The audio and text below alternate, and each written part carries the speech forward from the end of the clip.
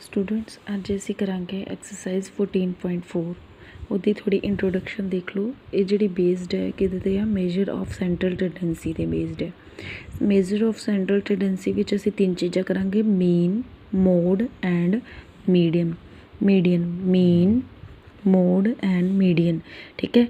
ये first of all असी की करांगे की समझते हैं मीन की हुंदा है किसी चीज़ की असी एवरेज कैलकुलेट करना, ठीक है।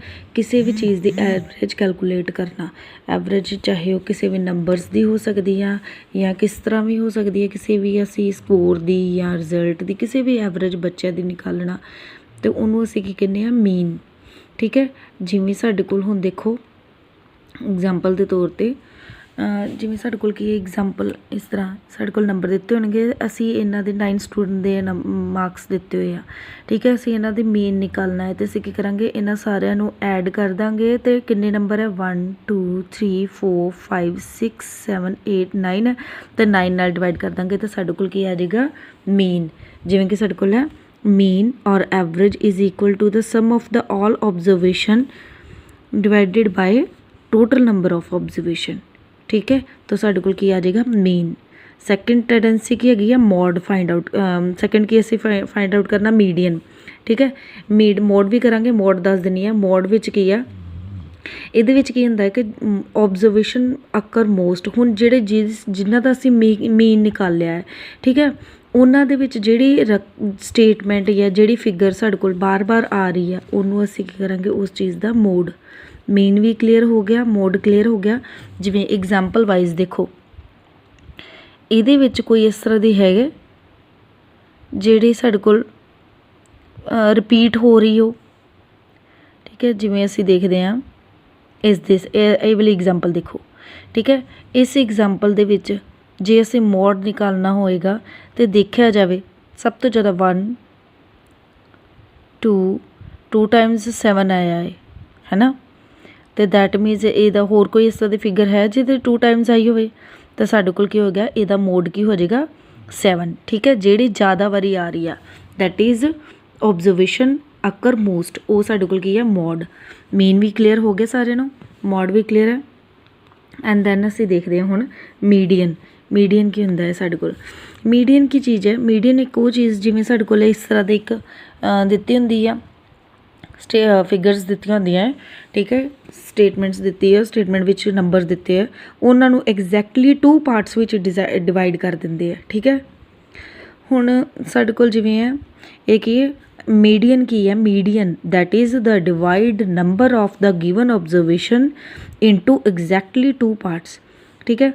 मीडियन मीन नू फाइंड आउट करने का तरीका की सी, सम ऑफ ऑब्जर्वेशन डिवाइडेड बाय जिवें 9 ऑब्जर्वेशन जिहड़ियां दित्तियां सी 9 ਦੇ 9 ਨੂੰ जमा कर लेना, डिवाइड कर देना 9 ਦੇ ਨਾਲ, तो साडे कोल की आ जाएगा मीन। तो 9 ਦੇ ਵਿੱਚ ਜਿਹੜੀ ਸਭ ਤੋਂ ਜ਼ਿਆਦਾ ਆਏਗੀ ਉਹ ਰਕਮ ਕੋਈ ਵੀ ਸਟੇਟਮੈਂਟ ਜਿਵੇਂ 7 ਆ ਰਿਹਾ ਸੀ 7 ਆ ਰਿਹਾ ਸੀ, ਤਾਂ ਸਾਡੇ ਕੋਲ ਕੀ ਹੋਏਗੀ ਇਹਦੀ ऑब्जर्वेशन, ठीक है। ਉਹ ऑब्जर्वेशन ਜਿਹੜੀ ਹੋਏਗੀ ਉਹ ਸਾਡੇ ਕੋਲ ਕੀ ਹੋਏਗੀ ਮੋਡ।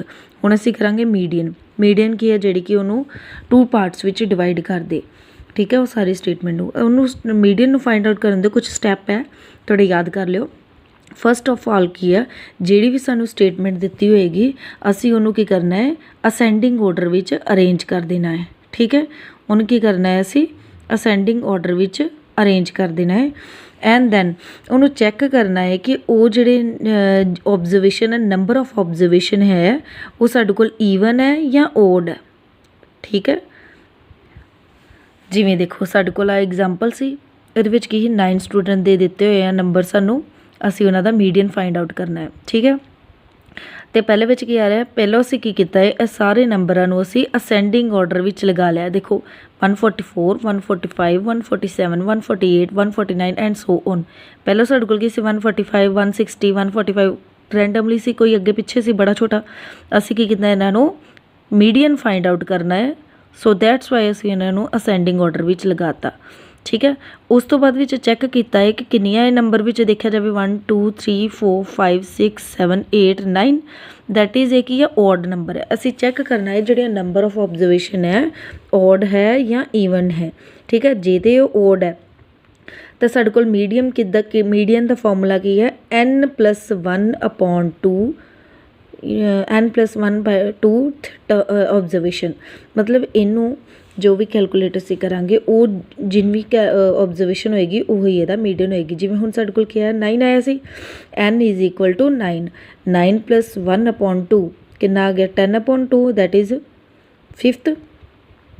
ठीक है, तो 5th ऑब्जर्वेशन की होएगी ਉਹਦਾ मीडियन होएगी। जिवें कि देखो ਅਸੈਂਡਿੰਗ ਆਰਡਰ 'ਚ ਲਗਾਤਾ ਸੀ, ਉਸ ਤੋਂ ਬਾਅਦ 'ਚ ਦੇਖਿਆ ਜਾਵੇ ਤੇ ਔਡ ਸੀ, ਇਸ ਵਜ੍ਹਾ ਕਾਰਨ n+1/2 दैट इज़ दिस आ गया। 5th ऑब्जर्वेशन ਜਿਹੜੀ ਹੋਈ ਉਹਦੀ मीडियन होएगी। तो 5th ऑब्जर्वेशन देखा जाए असी किहड़ी आ, 1st, 2nd, 3rd, 4th, 5th। 5th observation की है साडे कोल 149। ठीक है, तो 149 ਇਹਦਾ ਕੀ ਹੋ ਜਾਏਗਾ मीडियन।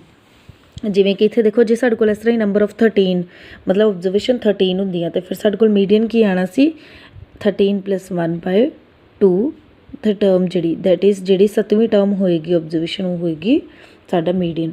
ਇਹ ਸੀ ਜਦੋਂ ਸਾਡੇ ਕੋਲ ਟਰਮਸ ਨੰਬਰ ऑफ ਟਰਮਸ ਓਡ ਹੋਣ, ਉਸ ਟਾਈਮ ਤੇ मीडियन ਸਾਡੇ ਕੋਲ ਇਹ ਚੀਜ਼ ਆਏਗੀ। ਤੇ ਜਦੋਂ ਸਾਡੇ ਕੋਲ ਨੰਬਰ ऑफ ऑब्जर्वेशन ਈਵਨ ਹੋਏ, ठीक है, उस टाइम तो साडे कोल मीडियन की की वैल्यू आएगी। उस टाइम तो साडे कोल असी दो चीज़ां कैलकुलेट करांगे, n/2th term and n/2 + 1th term जी आएगी साडे कोल। ठीक है, असी इन्हां दोनों नूं इन्हां दा मीन फाइंड आउट करांगे तो साडे कोल की आ जाएगा मीडियन आ जाएगा। जिवें कि देखो मान लो कि साडे कोल ईवन टर्म है, मतलब नंबर ऑफ टर्म साडे कोल 16 है, मान के चलो। ठीक है, ईवन है, जिवें इत्थे 13th टर्म सी तुहाडे कोल 13 टर्म्स हैगियां सी ते इत्थे कि साडे कोल 16 टर्म्स है, तो असीं इन्हां दा मीडियन फाइंड आउट करना। असीं की करना मीडियन फाइंड आउट करने दा तरीका की है, n/2th term and n/2 + 1th term दा मीन निकाल लेना। तो जिहड़ी भी वो आएगा उस ऑब्जर्वेशन, जिवें देखो 16 सी 16/2th टर्म तो एंड 16/2th + 1 टर्म, एक ही आ गया साडे कोल 8th एंड 9th टर्म बन के आ गई। देखो 8th एंड 9th टर्म का जोड़ा भी असी मीन निकालांगे, लेकिन दैट इज़ 16 साडे कोल टर्म सी। ठीक है, 16 टर्म सी, ये जिहड़ी भी 8वें नंबर ते या 9वें नंबर ते जिहड़ी टर्म होएगी उसका असी जदों मीन कैलकुलेट करांगे, मीन फाइंड आउट, मीन तो मैं तुहानूं स्टार्टिंग च दस चुकी हुई हाँ, जिहड़ी भी 8वीं तो 9वीं टर्म होएगी उन्हां नूं सम कर देंगे, /2 कर देंगे तो साडे कोल की आ जाएगा उहदा मीन आ जाएगा। तो वो साडे कोल की हो जाएगी इहदी मीडियन हो जाएगी। जिवें कि एग्जाम्पल के तौर पर देखो इत्थे की है साडे कोल ऐसा साडे कोल 10 terms out of obtained by the 20 students. 20 की है साडे कोल ईवन है, तो असी की करना इन्हां दा जस्ट मिनट